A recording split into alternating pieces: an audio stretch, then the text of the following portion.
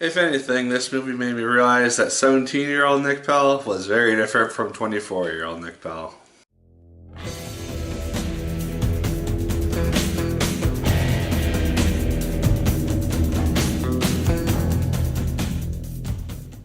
Hello once again, watchers of good movies. My name is Nick Pell and this is once again coming from my apartment. Now today we are going to be talking about the film The Edge of 17. Now this is a film which I've been actually looking forward to for quite some time.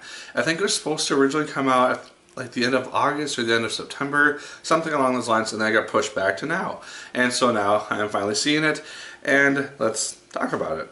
Hailee Steinfeld is the main character of this film. She does a very, very good job in her portrayal of this character named Nadine. Basically, her life hasn't really been the best so far. And they kind of show that in a montage at the very beginning of the movie. They show kind of how she was as a child, how she didn't really have a lot of friends. She met her friend Krista, who is played by Hailee Richardson, who does a good job as well.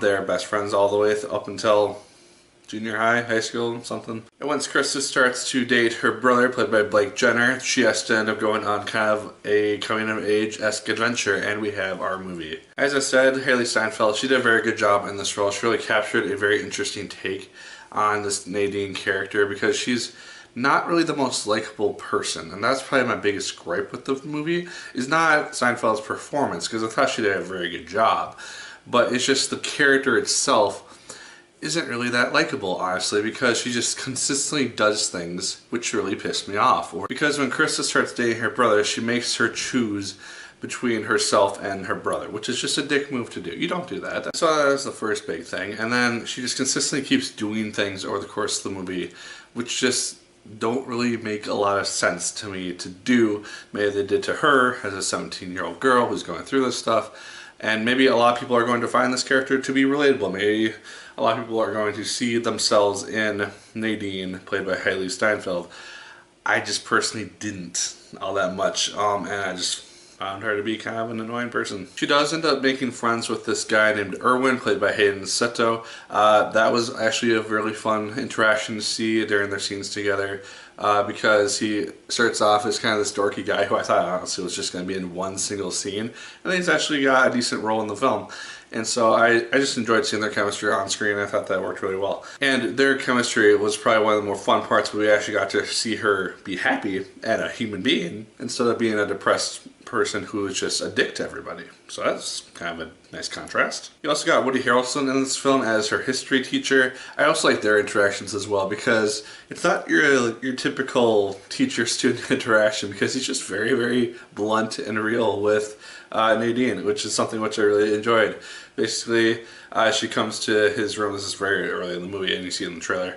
She comes to his classroom saying, "Oh, hey, I think I'm going to kill myself," and then he just responds with some really high-level sarcasm, and he's like, I know you're not going to do it, so I'm going to just make fun of you and make sure you don't do it." My other biggest issue with this film is that it's very, very predictable, unfortunately. It follows a lot of the tropes, and honestly, it reminded me a lot of The Duff, which came out, I think, a year or two ago. I own it on Blu-ray. I like the movie. It's one of my favorite romantic comedies and coming-of-age films.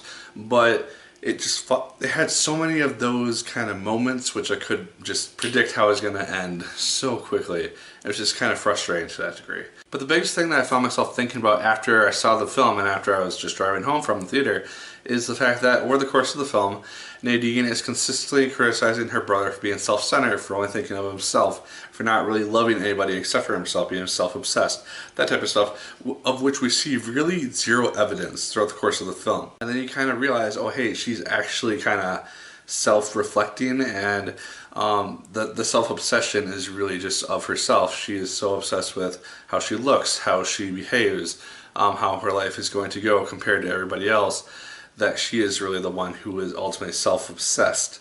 And it's just kind of an interesting way that the film decides to portray that, and they do kind of showcase it towards the end of the film. But I just really enjoyed that aspect of the film because it was kind of something which you had to think about afterwards, and it's cool to see played throughout the film. But guys, ultimately, I honestly found The Edge of 17 kind of to be a letdown, unfortunately, because I really just was annoyed as hell by this character.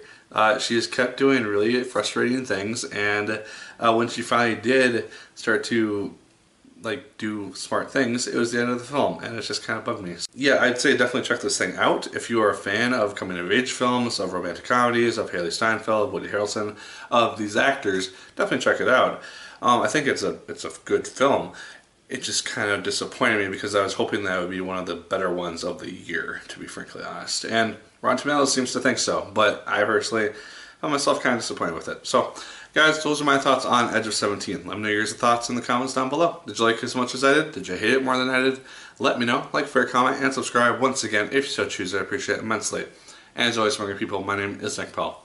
And once again, keep on watching.